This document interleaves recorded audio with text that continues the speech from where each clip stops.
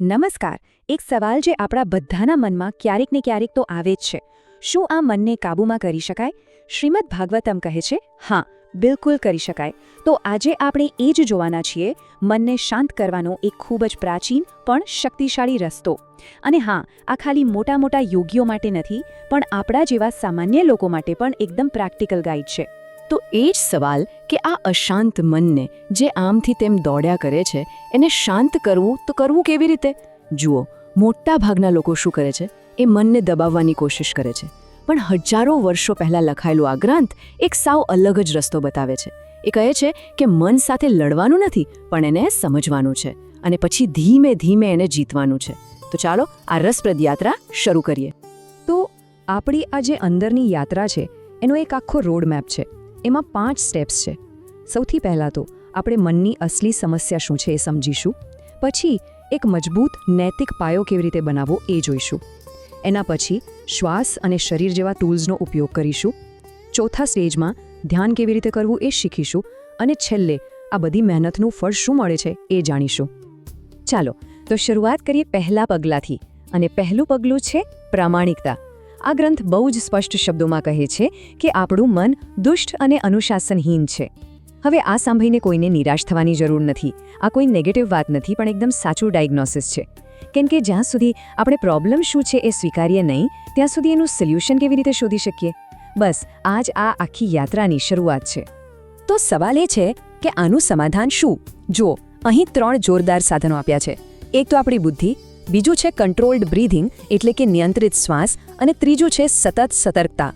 આનો સીધો મતલબ એ છે કે મનની શાંતિ કાંઈ એમ જ નથી મળી જતી. એ એક સ્કિલ છે જેને આપણે ડેવલપ કરવી પડે છે. આ એક એક્ટિવ પ્રોસેસ છે અને હા, એમાં ધીરજ તો જોઈએ જ.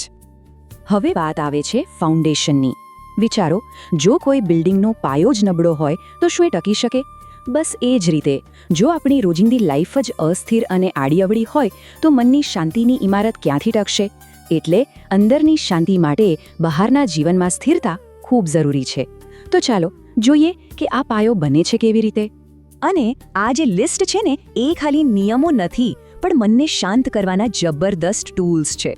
જેમ કે સંતોષ. એ આપણને હજુ જોઈએની રેસમાંથી બહાર કાઢે છે. સત્ય બોલવાથી મન ખોટી ગૂંચવણો અને ડરમાંથી બચી જાય છે. અપરિગ્રહ એટલે કે બિનજરૂરી વસ્તુઓ ભેગી ન કરવી, એનાથી આપણી ચિંતાઓ કેટલી ઓછી થઈ જાય. આ દરેક પ્રિન્સિપલ આપણા મન પરનો ભાર હળવો કરે છે, જેથી આપણે ધ્યાન માટે તૈયાર થઈ શકીએ. ઓકે, તો આપણો પાયો હવે મજબૂત થઈ ગયો. હવે એના પર સાધનાની ઇમારત ચણવાનો સમય છે. અને હવે વાત આવે છે આપણા શરીર અને શ્વાસની. આ એવા ટૂલ્સ છે જાણે કે મનનું રિમોટ કંટ્રોલ, જેનો ઉપયોગ કરીને આપણે સીધા જ મનના સ્વિચને કંટ્રોલ કરી શકીએ છીએ. ચાલો જોઈએ કે આ કેવી રીતે કામ કરે છે. અહીં સૂચનો એકદમ પ્રેક્ટિકલ છે. એક શાંત જગ્યા શોધો, એકદમ સ્થિર થઈને બેસો. પણ આ બધામાં સૌથી ઇમ્પોર્ટન્ટ છે પ્રાણાયામ. શ્વાસ અંદર લો, થોડીવાર રોકો અને પછી બહાર કાઢો. સાંભળવામાં આ ક્રિયા ભલે એકદમ સિમ્પલ લાગે, પણ એ આપણા શરીર અને મન વચ્ચેની ડાયરેક્ટ લિંક છે. જ્યારે આપણે શ્વાસને કંટ્રોલ કરીએ છીએ ત્યારે આપણે આપણા નર્વસ સિસ્ટમ અને મનની હાલતને સીધી અસર કરીએ છીએ. આની પાછળ આખું સાયન્સ છે. અહીં એક બહુ જ સુંદર રૂપક આપ્યું છે. એમાં કહ્યું છે કે જેમ અગ્નિ અને હવા સોનાને ગાળતી વખતે તેની અશુદ્ધિઓ દૂર કરે છે, તેમ યોગીનું મન પણ શુદ્ધ બને છે. વિચારો, આ કેટલું શક્તિશાળી રૂપક છે. એટલે કે જે રીતે અગ્નિ સોનામાંથી કચરો કાઢે છે, એ જ રીતે પ્રાણાયામ આપણા મનમાંથી બધી અશુદ્ધિઓને બાળી નાખે છે. શ્વાસ જ એ આગ છે જે મનને શુદ્ધ કરે છે. અને આ ખાલી કોઈ કવિતા નથી, આની પાછળ બાયોલોજી છે. જ્યારે આપણે ધીમા અને ઊંડા શ્વાસ લઈએ છીએ ત્યારે આપણા મગજમાં ઓક્સિજનનો ફ્લો વધે છે, આપણું નર્વસ સિસ્ટમ શાંત થાય છે અને આપણું શરીર અને મન નેચરલી જ રિલેક્સ થઈ જાય છે. હવે આ ચાર્ટ જુઓ, આ આખી પ્રોસેસને એકદમ ક્લિયર કરી દે છે. દરેક ટેકનિકનું એક સ્પેસિફિક કામ છે. જેમ કે પ્રાણાયામ એટલે કે શ્વાસ, એ આપણા જન્મજાત દોષોને બાળે છે. પછી આવે ધારણા એટલે કે કોન્સન્ટ્રેશન, જે ભૂતકાળના કર્મોને સાફ કરે છે. એ પછી છે પ્રત્યાહાર, જેમાં આપણે આપણી ઇન્દ્રિયોને બહારની દુનિયામાંથી પાછી ખેંચીએ છીએ, જે આપણી આસક્તિઓ ઘટાડે છે. અને છેલ્લે આવે ધ્યાન, જે આપણામાં રહેલા નેગેટિવ ગુણોનો નાશ કરે છે. તમે જુઓ, આ તો એક કમ્પ્લીટ ક્લીનિંગ પ્રોસેસ છે. ઓકે, તો હવે આપણે આ આખી યાત્રાના સૌથી ઊંડા અને સૌથી મહત્વના ભાગમાં પહોંચી રહ્યા છીએ, અને એ છે ધ્યાન. અને અહીં જે ધ્યાનની વાત છે ને એ ખાલી આંખો બંધ કરીને બેસી જવું નથી. આ તો મનને એક અત્યંત સુંદર અને ડિટેલ્ડ સ્વરૂપ પર ફોકસ કરવાની એક માસ્ટર ક્લાસ છે. એટલી ડિટેલ કે મનને બીજે ક્યાંય ભટકવાનો મોકો જ ન મળે. તો આ વિઝ્યુઅલાઇઝેશન શરૂ ક્યાંથી થાય છે? એ શરૂ થાય છે નીચેથી, ભગવાનના ચરણ કમળથી. આની પાછળ પણ એક ઊંડો અર્થ છે કે કોઈ પણ મહાન યાત્રાની શરૂઆત નમ્રતાથી થવી જોઈએ, અને એ ચરણો પર જે શુભ ચિહ્નો છે એ શક્તિ અને મંગળતાનું પ્રતીક છે. પછી ધીમે ધીમે ધ્યાન ઉપરની તરફ જાય છે, જાંઘ, કમર અને પવિત્ર નાભી સુધી. નાભીને બ્રહ્માંડનું કેન્દ્ર માનવામાં આવે છે. પછી ધ્યાન વિશાળ છાતી પર આવે છે, જે દિવ્ય પ્રેમનું સ્થાન છે, અને ગરદન પર જે કૌસ્તુભ મણિ છે એ શુદ્ધ ચેતના એટલે કે પ્યોર કોન્શિયસનેસનું પ્રતીક છે. હવે ધ્યાન આવે છે શક્તિશાળી ભુજાઓ પર. એમાં જે સુદર્શન ચક્ર, શંખ અને ગદા છે એ ખાલી શસ્ત્રો નથી. સુદર્શન ચક્ર સમયના ચક્રનું પ્રતીક છે, શંખ એ દિવ્ય ધ્વનિ છે, અને ગદા એ બુદ્ધિની શક્તિનું પ્રતીક છે. આ બધું શું બતાવે છે? એ બતાવે છે કે સાધકના મનમાં જે પણ અવરોધો છે એને દૂર કરવાની શક્તિ પણ એ જ દિવ્ય સ્વરૂપમાં છે. અને છેલ્લે આખી યાત્રા પૂરી કરીને ધ્યાન ભગવાનના શાંત અને કરુણાસભર ચહેરા પર સ્થિર થાય છે. એમની કમળ જેવી આંખો, એમની દયાભરી નજર, એવું કહેવાય છે કે એમની એક નજર જ આપણા બધા દુઃખ દૂર કરી દે છે. આ જ તો અંતિમ લક્ષ્ય છે, દૈવી કૃપા અને શાંતિમાં ડૂબી જવું. તમે જુઓ, આટલું ડિટેલ્ડ વિઝ્યુઅલાઇઝેશન હોય તો પછી મન બીજે ક્યાં જાય? તો આ આખી પ્રોસેસનું પરિણામ શું? એ છે ધ્યાનની અવસ્થા. યાદ છે આપણે શરૂઆતમાં વાત કરી હતી પેલા દુષ્ટ અનુશાસનહીન મનની? બસ આ અવસ્થામાં એ જ મન સંપૂર્ણપણે શાંત થઈ જાય છે. એ એટલું બધું એકાગ્ર થઈ જાય છે કે કોણ ધ્યાન કરી રહ્યું છે અને કોનું ધ્યાન થઈ રહ્યું છે એ ભેદ જ મટી જાય છે. આ છે સંપૂર્ણ એકાગ્રતા. તો સવાલ એ છે કે આટલી બધી મહેનત પછી છેવટે મળે શું? કોઈ ચમત્કારિક શક્તિઓ મળે? જવાબ છે ના. એનાથી પણ કંઈક ઘણું ઊંડું મળે છે. એ છે પોતાના અસલી સ્વને ઓળખવાની ક્ષમતા. આપણી જોવાની દૃષ્ટિ જ આખી બદલાઈ જાય છે. એક કમ્પ્લીટ ટ્રાન્સફોર્મેશન. અહીં ફરી એક અગ્નિની ઉપમા આપી છે અને એ બહુ જ સરસ છે. તમે જુઓ, આગ લાકડાથી, ધુમાડાથી અને એમાંથી ઉડતા તણખાથી અલગ હોય છે, ખરું ને? બસ એ જ રીતે આપણો સાચો આત્મા, આપણું અસલી સ્વ એ આપણા શરીરથી, આપણા વિચારોથી અને આપણી ઇન્દ્રિયોથી અલગ છે. આ બધી વસ્તુઓ તો ખાલી સાધનો છે જેનો આપણે ઉપયોગ કરીએ છીએ. આપણે પોતે એ સાધનો નથી. આ સમજણ જ મુક્તિ છે. આગળ એક ઉદાહરણ આપ્યું છે જે કદાચ થોડું ચોંકાવનારું લાગે, પણ એનો મુદ્દો એકદમ સ્પષ્ટ છે. એવું કહ્યું છે કે જેમ કોઈ વ્યક્તિ નશામાં હોય અને એને ભાન ન હોય કે એણે કપડાં પહેર્યા છે કે નહીં, બસ એ જ રીતે જે જ્ઞાની યોગી છે એ શરીરની ઓળખથી એટલો ઉપર ઉઠી જાય છે કે એને શરીરના સુખ દુઃખની કોઈ અસર જ નથી થતી. હવે આ કોઈ બેભાન અવસ્થા નથી, પણ શરીરની ગુલામીમાંથી મુક્ત થવાની પરમ અવસ્થા છે. અને બસ આ જ છે આ આખી યોગ યાત્રાનું શિખર. એક એવી સ્ટેજ પર પહોંચવું જ્યાં હું અને બીજા વચ્ચેનો ભેદભાવ જ ખતમ થઈ જાય, જ્યાં દરેક જીવમાં એ જ એક તત્વ દેખાય અને આખી દુનિયા એ જ એક તત્વનું સ્વરૂપ લાગે. આ જે એકતાનો અનુભવ છે ને એ જ સાચી મુક્તિ છે. તો આ આખી વાતના અંતે આપણે ફરી પાછા એ જ મૂળ સવાલ પર આવીએ છીએ. આજે આટલી મોટી યાત્રા છે જે આપણને અંદરની શાંતિ અને મુક્તિ સુધી લઈ જાય છે, એની શરૂઆત આખરે કરવી ક્યાંથી? કદાચ જવાબ પહેલા જ પગલામાં છુપાયેલો છે. દુષ્ટ અનુશાસનહીન મનને કાબૂમાં લેવાના એક પક્કા સંકલ્પથી.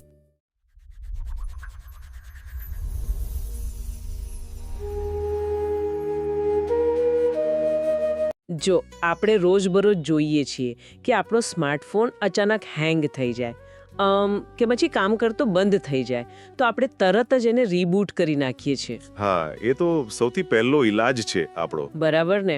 અને ધારો કે કોઈ નવી ગાડી લીધી હોય અને એમાં કોઈ ખામી સર્જાય તો આપણે ડેશબોર્ડમાંથી પેલું જાડું મેન્યુઅલ કાઢીને ચેક કરીએ છીએ. હા, કે ભાઈ કયું બટન દબાવવાથી શું થશે. એક્ઝેક્ટલી.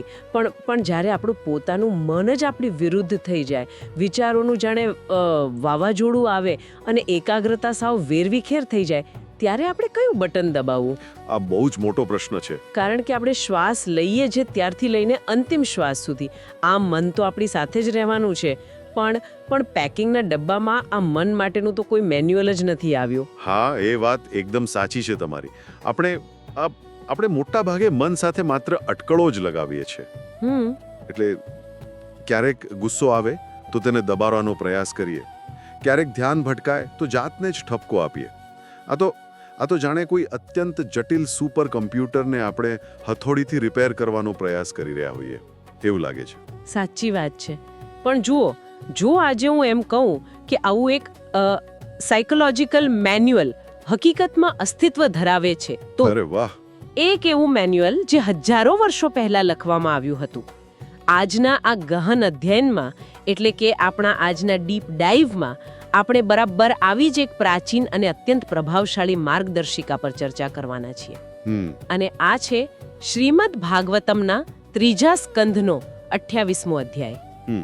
આ અધ્યાયના કુલ 44 શ્લોકો છે અને તે માનવ મનને નિયંત્રિત કરવા માટેની એક અત્યંત ચોક્કસ સ્ટેપ બાય સ્ટેપ ગાઈડ છે. અને જો આ કોઈ સામાન્ય ધાર્મિક કથા કે માત્ર શ્રદ્ધાનો વિષય નથી. બિલકુલ. આ 44 શ્લોકોમાં અષ્ટાંગ યોગ, ધ્યાન પ્રક્રિયા અને આત્માના મોક્ષની સંપૂર્ણ યાત્રાનું એક અદ્ભુત વૈજ્ઞાનિક વર્ણન છે.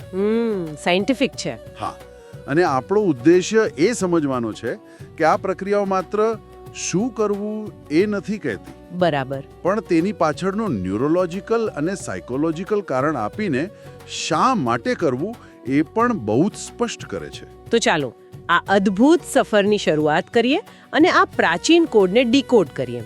એટલે જો કોઈ સામાન્ય વ્યક્તિને આપણે ધ્યાનની શરૂઆત કરવાનું કહીએ તો તે શું વિચારશે? એ જ કે ભાઈ સીધા જમીન પર બેસી જાઓ. હા, આંખો બંધ કરો અને શ્વાસ પર ધ્યાન આપો, બરાબર ને? પણ આ યાત્રા સીધી આંખો બંધ કરવાથી શરૂ નથી થતી. આ લખાણની શરૂઆતમાં જ, એટલે કે શ્લોક 1 થી 7માં સંપૂર્ણપણે દિનચર્યા અને આચરણના નિયમો મૂકી દેવામાં આવ્યા છે. સાચી વાત છે. એટલે ધ્યાનની પ્રક્રિયા કોઈ આઇસોલેટેડ એક્ટિવિટી નથી. એવું નથી કે તમે દિવસભર ગમે તે રીતે જીવો અને પછી અડધો કલાક બેસીને મન શાંત કરી લો. ના જ થાય ને. કોઈ પણ બીજ વાવવા માટે પહેલા યોગ્ય જમીન તૈયાર કરવી પડે છે. જેને સ્વધર્મ કહેવાય છે. સંતોષ, અહિંસા, સત્ય, અસ્તે એટલે કે ચોરી ન કરવી, બ્રહ્મચર્ય અને પવિત્રતા. આ ઉપરાંત એવું પણ કહ્યું છે કે ઓછું અને સાત્વિક ખાવું, એકાંતમાં રહેવું અને ગ્રામ્ય ધર્મ એટલે કે નકામી વાતોથી દૂર રહેવું, વત્તા મૌન પાળવું અને ઇન્દ્રિયોને વિષયોમાંથી પાછી ખેંચવી, જેને પ્રત્યાહાર કહેવાય છે. બરાબર. હવે ઊભા રહો, 1 મિનિટ. અહીં મારે થોડું પુશબેક આપવું છે. હા, કહો ને. આ બધું સાંભળીને મને લાગે છે કે આ તો કોઈ ગેટકીપિંગ ચાલી રહ્યું છે. અચ્છા. હા, જુઓ, અહિંસા, સત્ય, ઓછું ખાવું, સંપૂર્ણ એકાંતમાં રહેવું અને નકામી વાતોથી સાવ દૂર રહેવું. એક સામાન્ય માણસ જે રોજ ઓફિસ જાય છે, પરિવાર સાથે રહે છે, તે આ બધું કેવી રીતે કરી શકે? આ તો એવું થઈ ગયું ને કે જો હિમાલયમાં ન જાઓ તો ધ્યાન શક્ય જ નથી. આ પ્રશ્ન થવો બહુ જ સ્વાભાવિક છે, પણ આ દુનિયા છોડવાની વાત જ નથી. તો આ તો મનની બેન્ડવિડ્થને બચાવવાની વાત છે. અચ્છા. જુઓ, આ નિયમો પાછળ એક બહુ જ નક્કર મનોવિજ્ઞાન કામ કરે છે. વિચારો, જ્યારે કોઈ ખોટું બોલે છે, સત્ય નથી બોલતો, ત્યારે મગજને 2 અલગ અલગ વાસ્તવિકતાઓ સાચવવી પડે છે. ઓહ, હા. એક જે હકીકતમાં સાચું છે અને બીજું જે આપણે ખોટું બોલ્યા છીએ. આનાથી થાય શું કે મગજમાં સતત એક બેકગ્રાઉન્ડ પ્રોસેસ ચાલ્યા કરે છે અને આ સતત ચાલતી પ્રોસેસ આપણો કોગ્નિટિવ લોડ વધારે છે. ઓહ, આ તો જાણે કોમ્પ્યુટરમાં પેલી બેકગ્રાઉન્ડમાં ચાલતી સોફ્ટવેર અપડેટની પ્રોસેસ હોય ને એના જેવું છે, જે આખી સિસ્ટમને ધીમી પાડી દે છે.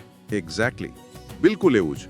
હવે જો મગજની રેમ આવી નકામી બાબતોમાં અને જૂઠાણા સાચવવામાં જ વપરાઈ જાય તો ધ્યાનની ઊંડાઈ સુધી પહોંચવા માટેનો પ્રોસેસિંગ પાવર ક્યાંથી લાવો? સાચી વાત છે. અને પેલું જે તમે કહ્યું ને, ગ્રામ્ય ધર્મ. હા, ગ્રામ્ય ધર્મ એટલે કે ઓફિસની ગોસિપ કે નકામી વાતો ટાળવાનું કારણ જ એ છે કે તે મગજમાં બિનજરૂરી ફાઇલો સેવ કરે છે. અને ઇન્દ્રિયોને વિષયોમાંથી પાછી ખેંચવાની પ્રક્રિયા, જેને આપણે પ્રત્યાહાર કહીએ છીએ, તે પણ આ જ છે. બરાબર.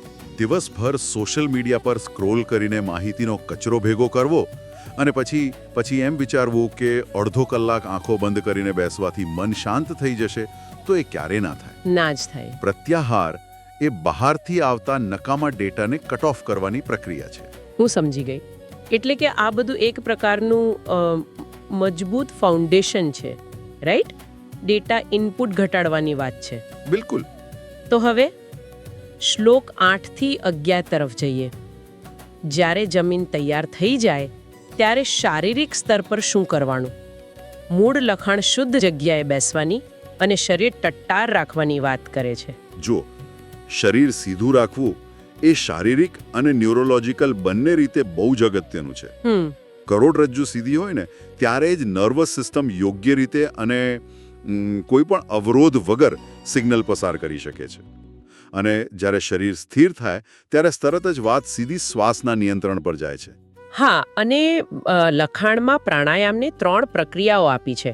પૂરક એટલે શ્વાસ અંદર લેવો, કુંભક એટલે શ્વાસને રોકી રાખવો અને રેચક એટલે શ્વાસ ધીમે ધીમે બહાર કાઢવો. બરાબર.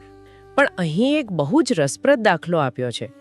એવું કહ્યું છે કે જેમ અગ્નિમાં હવા નાખીને તપાવવાથી લોખંડ કે સોનાનો કચરો બળીને રાખ થઈ જાય છે અને ધાતુ એકદમ શુદ્ધ થાય છે, હા, તેવી જ રીતે પ્રાણાયામથી મન અને શરીરના દોષો બળી જાય છે. હા, બિલકુલ. હવે મારે અહીં એ પૂછવું છે કે શ્વાસ લેવાની આ માત્ર એક ફિઝિકલ એક્શન, મતલબ હવા અંદર લેવી અને બહાર કાઢવી, એ મનના અદ્રશ્ય પાપ કે દોષોને કેવી રીતે બાળી શકે? બહુ જ સારો પ્રશ્ન છે. એટલે આ શારીરિક ક્રિયા અને માનસિક શુદ્ધિ વચ્ચેનો આ પુલ શું છે? આ સમજવા માટે આપણે શ્વાસ અને આપણા મેટાબોલિઝમ વચ્ચેનો સંબંધ જોવો પડે. અચ્છા. જ્યારે આપણે સભાનપણે શ્વાસને રોકીએ છીએ અને ધીમે ધીમે છોડીએ છીએ ને ત્યારે આપણે વેગસ નર્વને સ્ટિમ્યુલેટ કરીએ છીએ. ઓ, વેગસ નર્વ. હા હા હા. આ શારીરિક ક્રિયા મગજને સીધું સિગ્નલ આપે છે કે બધું શાંત છે, આસપાસ કોઈ ખતરો નથી. અગ્નિની ભઠ્ઠીનું જે ઉદાહરણ છે ને એ અહીં બહુ જ વૈજ્ઞાનિક છે. કેવી રીતે? જુઓ, આપણા શરીરમાં ઓક્સિજન જ મેટાબોલિક પ્રક્રિયાઓ માટેનો મૂળભૂત અગ્નિ છે. જ્યારે શ્વાસ ધીમો અને ઊંડો હોય ત્યારે શરીરમાં કોર્ટિસોલ અને અન્ય સ્ટ્રેસ હોર્મોન્સનું દહન થાય છે. ઓકે. લખાણમાં જે ભૌતિક ગુણો અને પાપની વાત છે તેનો સીધો અર્થ નેગેટિવ ઇમોશન્સ અને એન્ઝાઇટી સાથે છે. એટલે પાપ એટલે કોઈ ધાર્મિક પાપ નહીં, પણ આ નેગેટિવિટી. હા, યસ. અને તે આ ફિઝિયોલોજીકલ રીસેટ દ્વારા શાંત પડે છે. એટલે જ આગળ કહ્યું છે કે પ્રત્યાહાર અને પ્રાણાયામના અભ્યાસથી મનનો મેલ નાશ પામે છે. અરે વાહ. એટલે આ માત્ર ઓક્સિજન લેવાની પ્રક્રિયા નથી, આ તો એક પ્રકારનું બાયોલોજીકલ હેકિંગ છે. બિલકુલ હેકિંગ જ છે. હા. શ્વાસની પેટર્ન બદલીને સીધું મગજનું કેમિસ્ટ્રી બદલી નાખવાનું. અદ્ભુત. હા. તો હવે આપણી પાસે એક શિસ્તબદ્ધ જીવનશૈલી છે. ડેટા ઇનપુટ ઓછું છે, શરીર સ્થિર છે અને શ્વાસ દ્વારા નર્વસ સિસ્ટમ પણ શાંત થઈ ગઈ છે. બરાબર. હવે આ શુદ્ધ થયેલા મનને ક્યાં લઈ જવું? મોટા ભાગે લોકો એવું જ માને છે કે ધ્યાનમાં બસ આંખો બંધ કરો અને શૂન્ય વિશે વિચારો, ખાલી થઈ જાઓ. પણ આ 5000 વર્ષ જૂનું લખાણ સાવ અલગ જ રસ્તો બતાવે છે. શ્લોક 12-33 માં. હા, કારણ કે તે મનને ખાલી કરવાને બદલે તેને એક અત્યંત ચોક્કસ સાકાર સ્વરૂપ પર કેન્દ્રિત કરવાનું કહે છે. બરાબર. શરૂઆત નાકના તેરવા પર દ્રષ્ટિ સ્થિર કરવાથી થાય છે. હા. અને પછી ભગવાનના દિવ્ય સ્વરૂપનું ધ્યાન શરૂ થાય છે. અને આ કોઈ સામાન્ય ધ્યાન નથી. આ તો જાણે આપણે કોઈ 4K હાઈ રેઝોલ્યુશન ઇમેજને ધીમે ધીમે નીચેથી ઉપર તરફ ઝૂમ કરી રહ્યા હોઈએ તેવું લાગે છે. અને આમાં જે વિગતોનું સ્તર છે ને એ ખરેખર આશ્ચર્યજનક છે. સાવ સાચી વાત છે. સૌથી પહેલા એક ઓવરઓલ પિક્ચર આપવામાં આવ્યું છે. ખીલેલા કમળ જેવો ચહેરો, ભૂરા રંગનું શરીર, પીળા રેશમી વસ્ત્રો, છાતી પર શ્રીવત્સનું ચિહ્ન, ગળામાં કૌસ્તુભ મણિ અને ભમરાઓથી ગૂંજતી વનમાળા. બરાબર. ભગવાન ઊભા હોય, ચાલતા હોય કે બેઠા હોય, તે સંપૂર્ણ સ્વરૂપ પર ધ્યાન ધરવાનું છે અને પછી કેમેરા ઝૂમ થાય છે સીધો ચરણ કમળ પર. ચરણો પર. તેમાં વજ્ર, અંકુશ અને કમળના ચિહ્નો છે.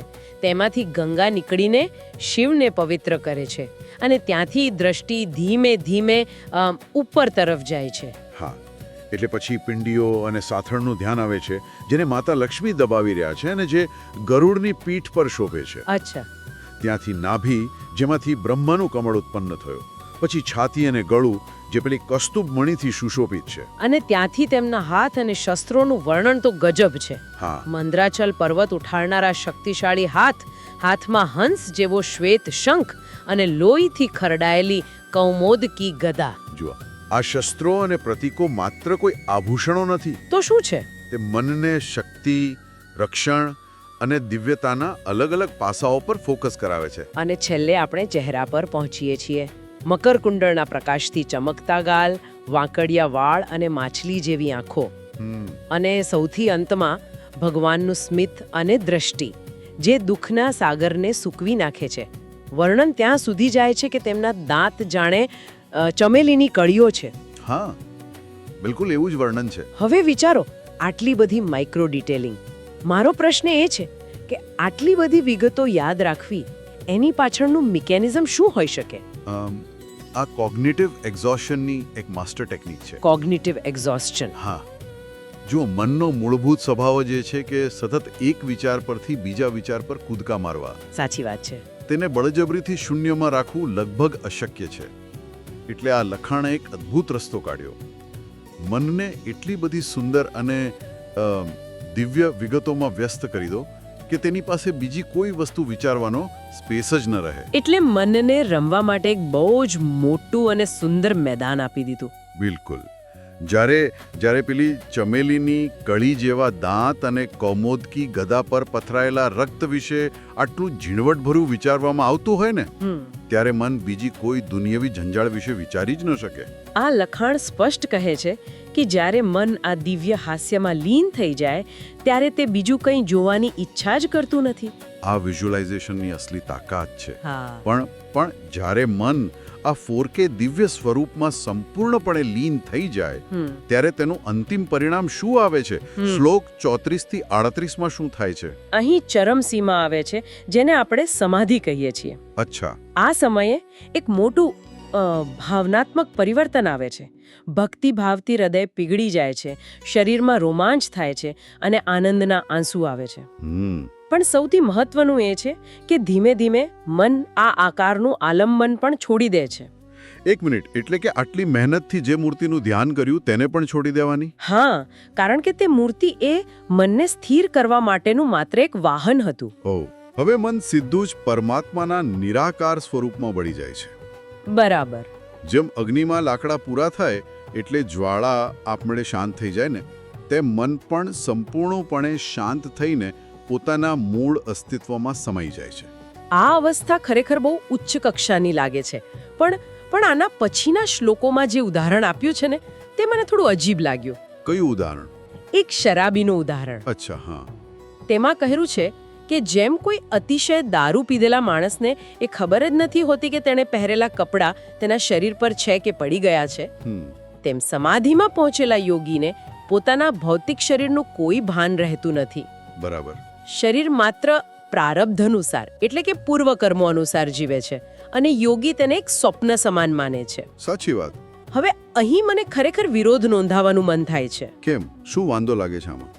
જુઓ, શરાબીનું ઉદાહરણ સાંભળીને કોઈને પણ એવું ના લાગે કે આ એક પ્રકારનું પલાયનવાદ છે, એસ્કેપિઝમ છે. જો કોઈ વ્યક્તિ આજુબાજુની દુનિયાથી એટલી બધી કપાઈ જાય કે તેના શરીર પર કપડાં છે કે નહીં તેનું પણ તેને ભાન ન રહે, તો આ તો જીવનની વાસ્તવિકતાને જવાબદારીઓથી દૂર ભાગવાની જ વાત થઈ ગઈ ને. આ બહુ જ ધારદાર પ્રશ્ન છે તમારો.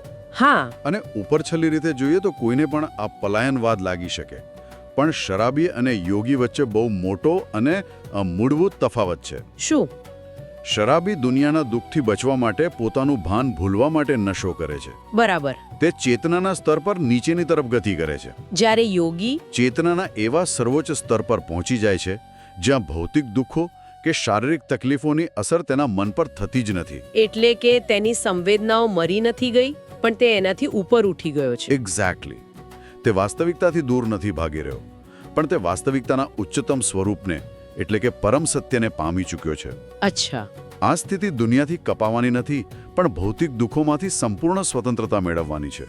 શરીર પોતાનું કામ કરે છે, પણ આત્મા મુક્ત છે. 44. દેહ ભાન ભૂલી ગયા પછી આત્માને કયું જ્ઞાન પ્રાપ્ત થાય છે? આત્માની સાચી ઓળખ શું છે? આ સમજાવવા માટે લખાણમાં અલગતાના બહુ જ સરળ પણ શક્તિશાળી ઉદાહરણો આપ્યા છે. જેમ કે પિતા અને પુત્ર બંને એકબીજા સાથે જોડાયેલા છે. પુત્ર પિતામાંથી જ જન્મ્યો છે, પણ છતાં બંનેનું અસ્તિત્વ બિલકુલ અલગ છે. બરાબર. અને પેલું અગ્નિ અને લાકડાનું ઉદાહરણ પણ બહુ જ સચોટ છે. હા અગ્નિ જે લાકડામાંથી પ્રગટે છે તેમાંથી નીકળતો ધુમાડો અને ઉડતા તણખા આ બધું જ અલગ છે. અગ્નિ પોતે લાકડું કે ધુમાડો નથી. સાચી વાત. તેવી જ રીતે આત્મા આ ભૌતિક શરીર, ઇન્દ્રિયો અને મનથી બિલકુલ અલગ છે. બરાબર. અને જ્યારે આ અલગતા સ્પષ્ટ થાય છે ને ત્યારે યોગી સર્વવ્યાપકતાની સ્થિતિમાં પહોંચે છે. સર્વવ્યાપકતા એટલે કે તે પોતાના આત્માને બધા જીવોમાં જુએ છે અને બધા જીવોને પોતાના આત્મામાં જુએ છે. વાહ. અહીં અગ્નિનું બીજું એક બહુ જ સરસ રૂપક છે. હા, પેલું અલગ અલગ આકારના લાકડાવાળું ઉદાહરણ. જો લાકડું ગોળ હોય તો તેમાં રહેલો અગ્નિ ગોળ દેખાય, જો લાકડું લાંબુ હોય તો અગ્નિ લાંબો દેખાય. બરાબર. પણ મૂળભૂત રીતે અગ્નિ તો એક જ છે. હા. તેવી જ રીતે આ બ્રહ્માંડમાં એક જ આત્મા અલગ અલગ શરીરોમાં એટલે કે અલગ અલગ યોનિઓમાં અલગ અલગ દેખાય છે, પણ તત્વ એક જ છે. એકદમ સાચું.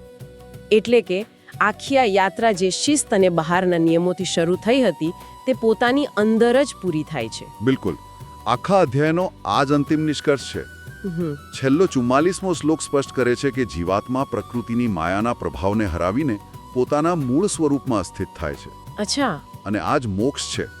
આ એક સંપૂર્ણ વૈજ્ઞાનિક અને આધ્યાત્મિક પ્રક્રિયા છે જે વ્યક્તિને જડમાંથી ચેતન તરફ ગતિ કરાવે છે. ખરેખર અદ્ભુત. આ 44 શ્લોકોની યાત્રામાં આપણે જોયું કે કેવી રીતે આ પ્રાચીન લખાણ માત્ર ઉપદેશ નથી આપતું, ના જરાય નહીં, પણ કોગ્નિટિવ લોડ ઘટાડવા, શ્વાસ દ્વારા મેટાબોલિઝમ અને નર્વસ સિસ્ટમને રીસેટ કરવા અને અત્યંત ઝીણવટભર્યા વિઝ્યુઅલાઇઝેશન દ્વારા મનને કેન્દ્રિત કરવાની સાયકોલોજીકલ ટેકનિક્સ આપે છે. હા. આ કોઈ સામાન્ય યાત્રા નથી, પણ પોતાને ઓળખવાની સૌથી મોટી સાયન્ટિફિક અને સ્પિરિચ્યુઅલ ખોજ છે. અને હું તો કહીશ કે આ જ્ઞાન જેટલું હજારો વર્ષો પહેલા પ્રસ્તુત હતું તેટલું જ આજે પણ છે. સાચી વાત છે. કદાચ આજના માહિતીથી ભરેલા યુગમાં તેની વધારે જરૂર છે. 100%. અને તે જ એક બહુ જ મોટો વિચાર ઊભો કરે છે. આજના યુગમાં ધ્યાન, જેને આપણે અટેન્શન કહીએ છીએ, તે એક પ્રોડક્ટ બની ગયું છે. હા, વેચાઈ રહ્યું છે. બિલકુલ. તે સતત સૌથી ઊંચી બોલી લગાવનારને વેચાઈ રહ્યું છે. સ્માર્ટફોન પર દર સેકન્ડે સ્ક્રોલ કરીને દુનિયાભરની માહિતીનો અને છબીઓનો એક મોટો પહાડ આપણા મગજમાં ઠાલવવામાં આવે છે. હિનવાઈ રહી હોય ત્યાં ચેતના અને ફોકસને કોઈ એક દિવ્ય અને સકારાત્મક છબી પર કેન્દ્રિત કરવી, એ જ કદાચ આજના સમયનો સૌથી મોટો બળવો નથી. બહુ જ ઊંડી વાત કરી તમે. એક એવો વિચાર જે ખરેખર મંથન માંગી લે છે. તો હવે પછી જ્યારે પણ એવું લાગે કે મનનું મેન્યુઅલ ખોવાઈ ગયું છે, ત્યારે યાદ રાખવું કે તે હજારો વર્ષોથી આપણી પાસે જ છે. હા, બસ એને ખોલવાની જરૂર છે. બરાબર. તો ચલો આજના આ ગહન અધ્યયન માટે આટલું જ. આવજો. આવજો.